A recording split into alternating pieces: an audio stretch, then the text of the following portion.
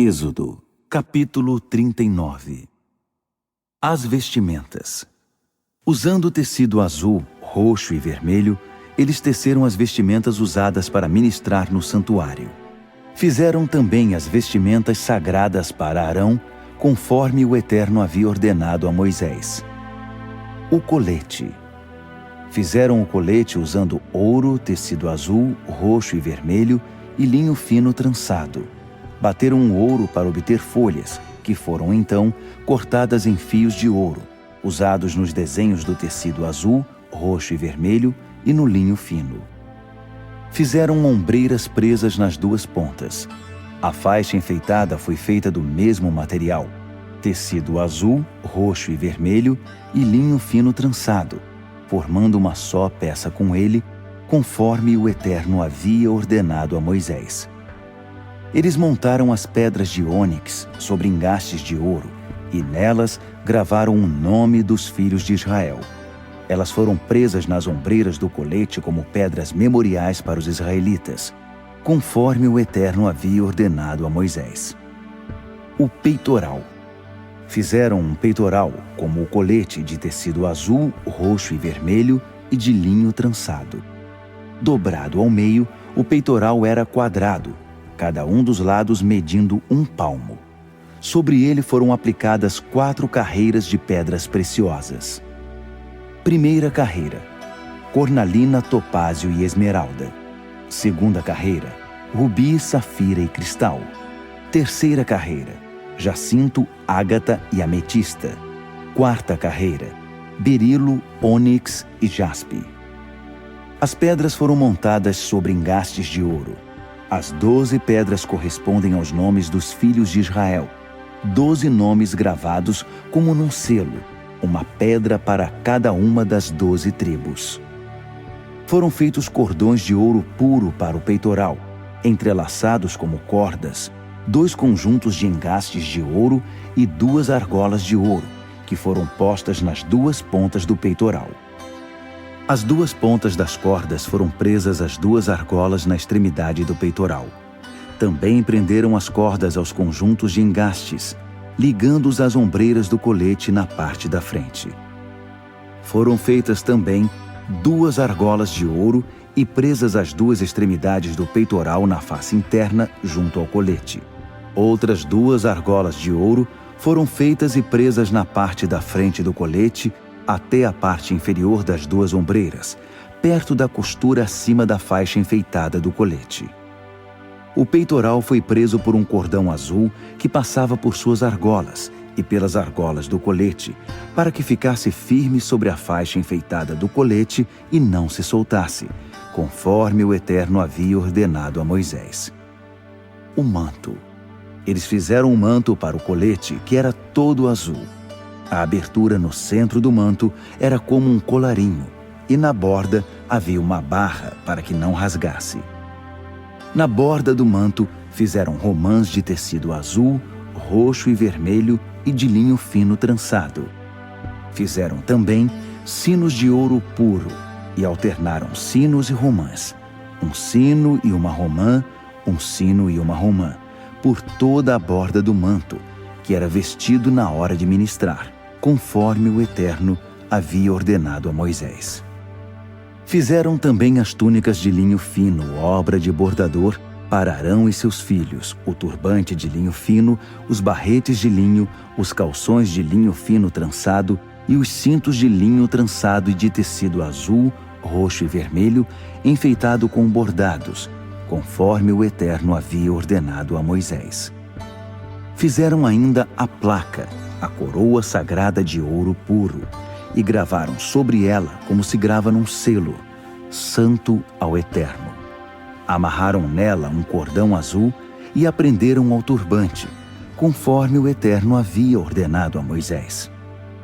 Assim, concluíram a obra da habitação, da tenda do encontro. O povo de Israel fez tudo o que o Eterno havia ordenado a Moisés. Finalmente a habitação foi apresentada a Moisés, a tenda com todos os seus acessórios.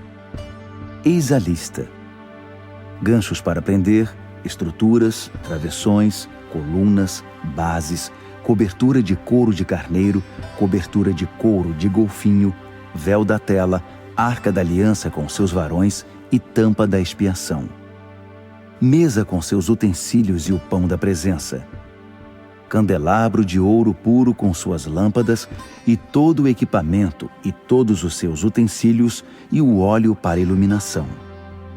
Altar de ouro, óleo da unção, incenso aromático, tela para a entrada da tenda, altar de bronze com sua grelha de bronze, seus varões e todos os seus utensílios. Bacia e sua base, cortinas para o pátio com suas colunas e bases. Tela para a porta do pátio com seus cordões e estacas, utensílios para ministrar na habitação, a tenda do encontro. Vestimentas para ministrar no santuário, vestimentas sagradas para o sacerdote Arão e seus filhos, para quando ministrarem como sacerdotes. Os israelitas concluíram o trabalho, como o Eterno havia ordenado. Moisés constatou que eles haviam feito toda a obra exatamente como o Eterno havia ordenado e os abençoou. Êxodo, capítulo 40. O Eterno falou a Moisés: No primeiro dia do primeiro mês, arme a habitação, a tenda do encontro.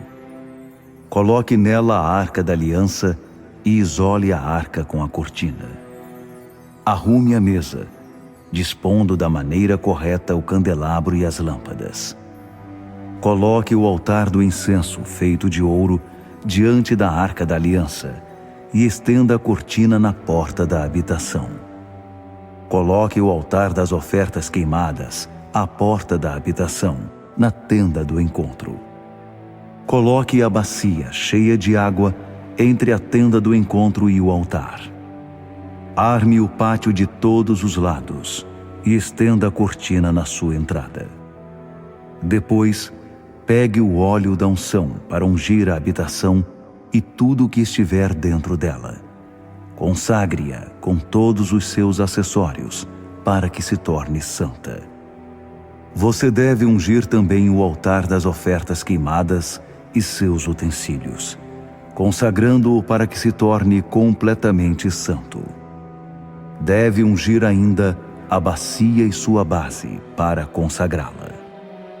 Por último, leve Arão e seus filhos até a entrada da tenda do encontro e lave-os com água. Vista Arão com as vestimentas sagradas. Depois de o ungir, consagre-o para me servir como sacerdote. Vista os filhos dele com as túnicas. Eles devem ser ungidos, assim como você ungiu o pai deles, para que me sirvam como sacerdotes. A unção os introduzirá num sacerdócio perpétuo, por todas as gerações. Moisés fez tudo conforme as ordens do Eterno. No primeiro dia do primeiro mês do segundo ano, a habitação foi armada por Moisés.